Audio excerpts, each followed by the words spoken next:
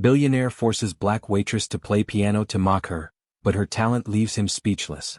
Elysium restaurant buzzed with the soft clink of expensive crystal and hushed conversations of New York's elite. Maya Johnson moved gracefully between tables, balancing trays with practiced ease as she served Manhattan's wealthiest patrons.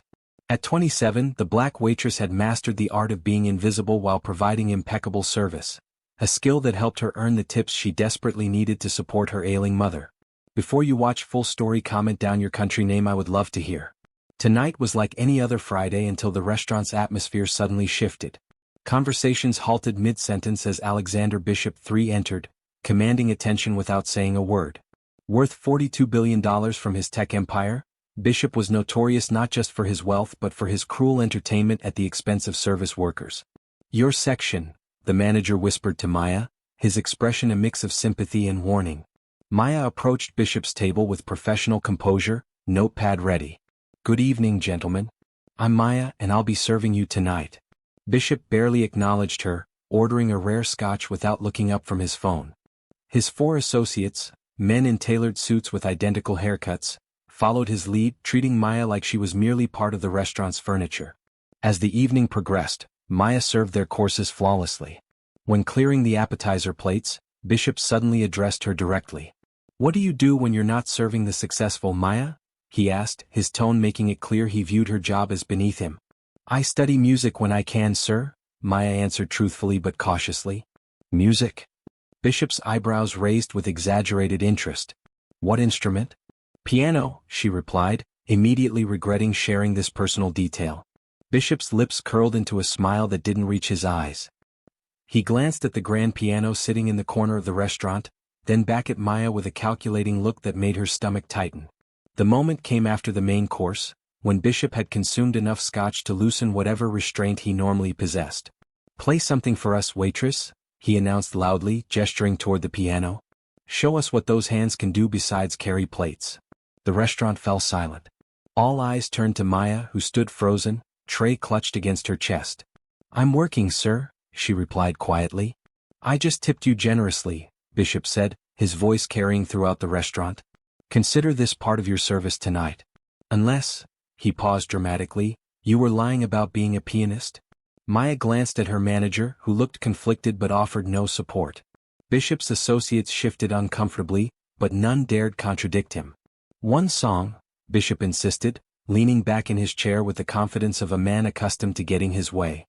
"Or admit you were just trying to sound interesting." Maya set down her tray, her heart racing but her decision made.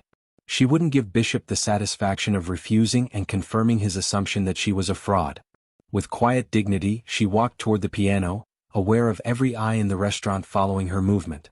"This should be good," she heard Bishop mutter to his table. "Probably knows Mary had a little lamb, and nothing else." As Maya sat at the bench adjusting it slightly, she took a deep breath. Her hands hovered over the keys, seemingly hesitant. The restaurant remained silent, the tension palpable as everyone waited for her to embarrass herself. What Alexander Bishop didn't know was that before life forced Maya to put her dreams on hold, she had been accepted to Juilliard on scholarship. What he didn't know was that music wasn't just a hobby for her, it was the language her soul spoke fluently. Maya's fingers touched the keys.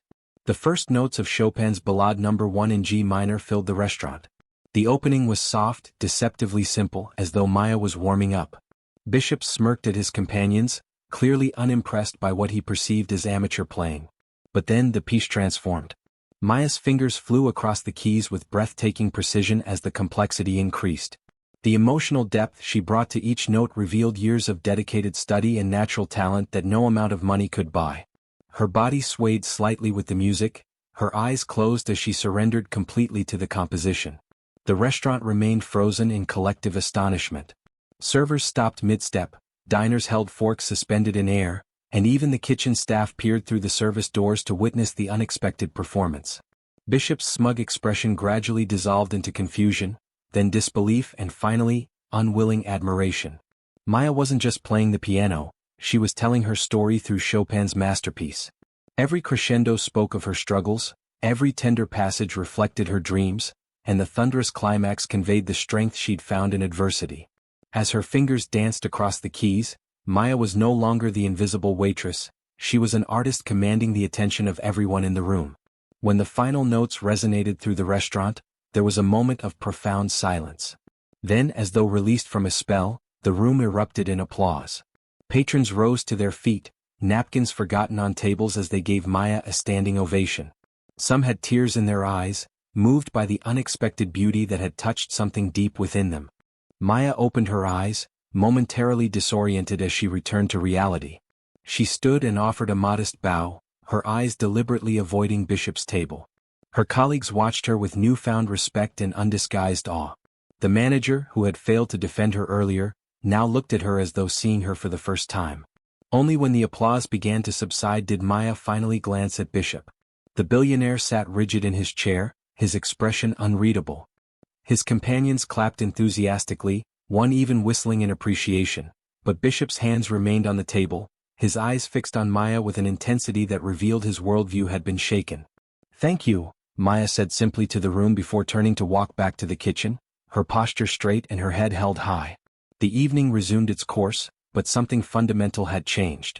Conversations now revolved around the remarkable performance they had witnessed.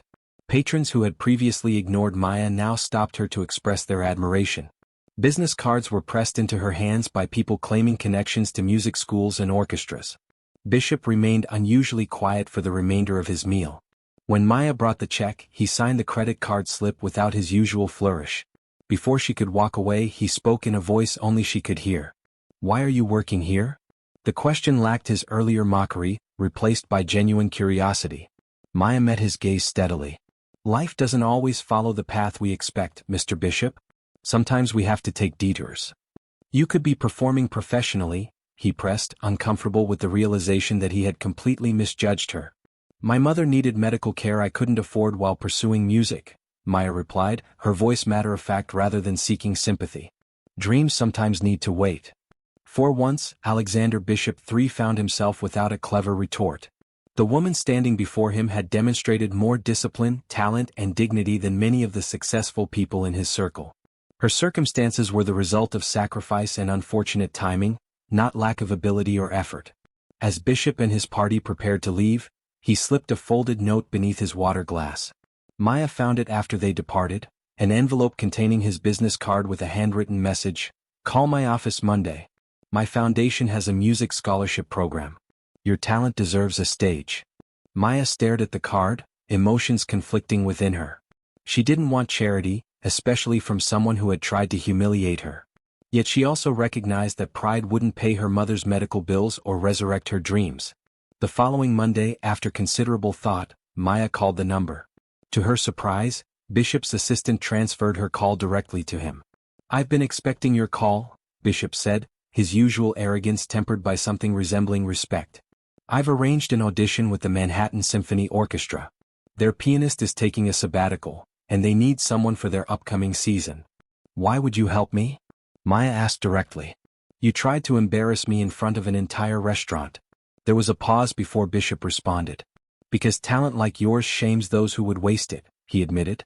"And perhaps because I needed to be reminded that wealth doesn't determine worth." 2 months later, Maya Johnson performed with the Manhattan Symphony Orchestra to rave reviews. Critics praised her emotional depth and technical brilliance, predicting a bright future for the new discovery. Few knew the story of how she had been discovered, a waitress forced to play for a billionaire's amusement who ended up silencing a room with her extraordinary talent. In the audience at her debut sat Alexander Bishop III, applauding with genuine appreciation. The man known for his cutting remarks and casual cruelty had been changed, however slightly, by the experience. He had attempted to humiliate someone he deemed beneath him, only to discover that true talent recognizes no social boundaries and requires no pedigree. Maya's journey from restaurant server to acclaimed pianist became something of a legend in New York's artistic circles. Young musicians whispered about the waitress who had stunned a billionaire into speechlessness and earned her way to the stage not through connections or wealth, but through raw, undeniable talent that could not be suppressed, even when serving scotch to the privileged. For Maya, the most satisfying moment came when she was able to move her mother into a comfortable apartment and provide the care she needed. The piano that now sat in her living room was not a borrowed one at a restaurant but her own, a symbol of dreams deferred but never abandoned, and finally reclaimed through perseverance and an unwavering belief in her own worth. And sometimes when asked about her unusual path to success, Maya would smile and say, "Never judge someone by the uniform they wear or the job they do. You never know what symphony might be waiting inside them, just waiting for the right moment to be heard." Subscribe for more daily videos. Also share your thoughts in the comment section about this video.